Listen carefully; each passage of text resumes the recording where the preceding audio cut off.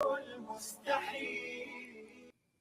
the time is just gone 16 minutes past 9 as we continue with the second half of this morning's edition of News and Views with myself, Inayat Wadi, and today being the 11th of May, World Kufia Day, and we encourage the entire world, we encourage our listeners, our viewers on Salam Media this morning to wear your kufia in solidarity with the people of Palestine ahead of the 15th of May, which is the 75th commemoration of Nakba Day. And our focus, to a large extent this morning, has been on Palestine. You heard the Nasheed earlier on, Mahir Zain, talking about a free Palestine, and we will continue in our efforts to show solidarity with the people of Palestine and at the same time help them in whatever way we can. Salam Media at this point in time, the countrywide, the nationwide campaign of Abir Ahmed Zayad. Today she is in Pietermaritzburg, meeting up with the Ladies Forum in Pietermaritzburg, and tonight we will be meeting up with her in Durban. Personally, I'll be going down as well, inshallah, and looking forward to the Durban leg of the journey. Thereafter, we head off to Cape Town, the Nakba celebration that we will be talking about, the Nakba Day, the march that is going to take place to the South African Parliament in Cape Town on the 15th of May. So all of that extremely significant. But what is also significant is today the anniversary of the murder of Palestinian journalist Shireen Abu Akleh, and we will be talking with Abir Zayad about that. And while all of this is actually playing out, we've seen the South African Foreign Minister Naledi Pandor calling for arrest warrants to be issued for leaders of apartheid Israel. So that is extremely significant as well. And she's telling to the International Criminal Court that this arrest warrant must be actually issued. And this is a statement that has come through, and it is on Facebook as well. So if you want to watch a statement, you can actually go on and you can actually have a look at what the minister is actually saying. But before that, we are going across to be joined by the leader of the Jama-ah party and also the member of parliament. We are talking with Puta Hanif Hendricks, and the whole question surrounding the mayor of Johannesburg once again playing out. You will recall that the mayoral elections had taken place for the city of Johannesburg, and the candidate for a mayorship was once again given to the Jama-ah party. But the Democratic Alliance has issued certain statements, certain allegations against the newly elected Johannesburg Mayor Kabelo Gwamanda. And this is the reason why we are talking with the Honorable Hanif Hendricks. Puta Hanif, Assalamu alaikum wa rahmatullahi wa barakatuh, and welcome. Alaikum salam wa rahmatullahi wa barakatuh, and thank you very much for this opportunity. Yes, well, today is World Kufia Day, and I know you're still not ready, and you're going to be heading to Parliament, so hopefully you will be wearing your kufia when you go to Parliament today, Puta Hanif. Well, we must still get dressed up.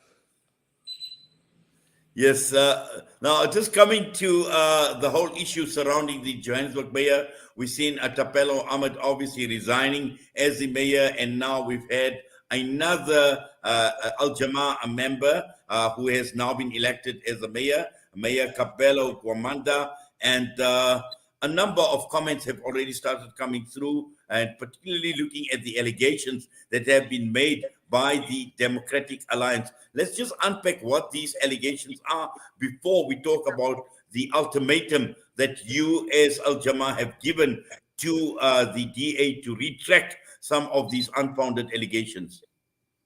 Yeah, these allegations goes back 13 years ago. And, if there was any wrongdoing, the law of prescription says that it must be tabled within 3 years. So far, there has been no charges laid against the allegations by the Dr. Palachi, the former mayor of the city of Johannesburg, who was thrashed twice and rejected by the residents of Joburg to return as mayor. So these allegations relate to some business activities around that time. And in that same particular area, we put up Councillor Kabelo as a ward candidate. as a PR counselor. And at that time, we only had one seat in the city of Joburg. He was so popular that he brought in enough votes to get us 2 extra seats, but we didn't get a ward council seat. So the question is that if there were problems that happened when he was maybe 21, 22, just completed his diploma in business management, people wouldn't have voted him in that area where the Mayor Palachi is now digging for dirt. And she told the media that she's going to lay criminal charges within 48 hours. It's already excuse me, it's already 7 days. She now says she won't lay charges, and the reason is because she is latching onto straws, and just it's a matter of sour grapes. And now she's saying that she is interviewing more residents in that area, and she's going to assist them to lay charges. No charges have been laid, and from Jama-ah's side, we did the normal vetting, but I felt that we needed independent vetting because I didn't want the same thing to happen that happened in Tshwane, where the mayor there was sequestrated and he wasn't properly rehabilitated. Then the Thursday before the Friday of the elections, I sat down with the Secretary General of the ANC, and he told me, yes, they did do a full vetting of our mayor and congratulated me that we have a very good candidate and that the African National Congress leadership will support him. He told me he's on the way to deal with some other ANC members that were also after the position and read the Riot Act to them. The next morning, the Premier of Gauteng met with the 8 political leaders that gave the 139 votes to Jama-ah and told them, that the full vetting has been done. They also heard about these allegations of 13 years ago, and the vetting came out clean bill of health. Some of the political party leaders stood up and said, look, we're not going to support a candidate if we haven't done our own vetting. We've done our vetting. We've got a good candidate. We have worked with him for the last 1.5 years as secretary of the coalition. He called weekly meetings. He did his job very well, and we're very happy that he will keep us together now that he's executive mayor. So I also, on the day of the election, his mother is from Soweto, nearly 70, 80 years old. And I asked her to tell me about his childhood, about his days as a teenager, as a student at the Higher Institute of Learning, also as a husband. And I know mothers speak well of their children, but in Soweto, these women, they are upright. And she said that she's very proud of her son. She always thought that one day he'll become the president of the country, because when he was very young, he used to ask very difficult questions. And when the mother tried to duck and dodge the questions, he would tell her, just tell me you don't know, and I'll ask my grandmother, for the answers. So there were interviews that the Sowetan did with neighbors around this area. It was very favorable. So this is a question of politicking. The mayor, sour grapes. The mayor, not a single letter of support or a tweet from any of the other DA members. She's the leader of the caucus. Not any, support from the DA leadership. She's on her own. She's on this vendetta. So yes, we have, number one, put her on terms and asked her to bring forth the evidence. She has no evidence, so, it is hearsay, it is fitna. And we told her that we are going to approach the court as a party for pursuing our name and ask the court for the necessary remedies. Our chief whip in the party, who was the former mayor, Imam Kabelo Ahmed, he lodged a complaint with the speaker and asked the speaker to investigate the leader, the caucus leader of the Democratic Alliance, because she has brought the office of the mayor into disrepute. And we asking the speaker to deal very harshly with her, because you can't do that. Yes, in fact, I've seen the reports come through, and obviously, when you look at these allegations, the accusations that have been made against the mayor, talking about swindling and scamming members of the public, and you are obviously telling them to provide, you're telling the DA to provide evidence to back up these unfounded allegations. And we've also seen reports, as you rightly point out, Pata Khanif, that they will be facing legal action. So this is there a deadline? Is there a deadline, or are you asking first for an unconditional withdrawal of these unfounded allegations before you go to court? Yes, we've given 48 hours. I think the 48 hours will expire tomorrow. And then I've already sat with our attorneys through the night. We've prepared the necessary papers.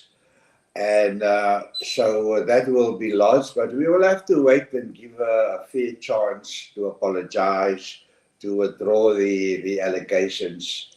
We even gave her the address of the nearest police station, because the media was contacting me, where is the charges laid, because they thought that if the charges laid, we would have been contacted by the investigating officer and we would know his name, his phone number, which police station. Nothing like that has happened. So now the mayor has a team that has relationships with producers, with anchors, with influencers, with people on social media. So they unleash the narrative. I'm really disappointed that the media houses are aiding and abetting this narrative of her. I was vice chairman of the Forum for Black Journalists, in my younger days, and I used to also be a lecturer and on industrial relations. And I explained to journalists, young journalists, with the support of other senior journalists, that if such narratives come, you do your own research. And if the narrative, if you have, some evidence yourself, then you can push the narrative. But don't go and push and try and push a narrative that there is no independent evidence which you or your colleagues have gathered. So unfortunately, the media is very unprofessional in this matter. They didn't dig up any dirt. They didn't dig up any evidence. They didn't find anyone that came forward to lay a case.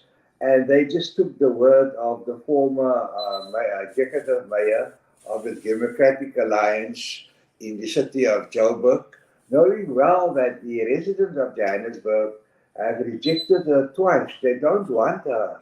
And that's why Jama-ah got 139 votes, and she just had under 70 votes.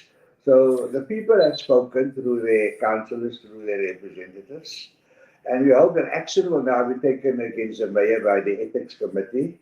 You can't go and besmirch people's names and try and besmirch a political party. So that is where we stand at the moment.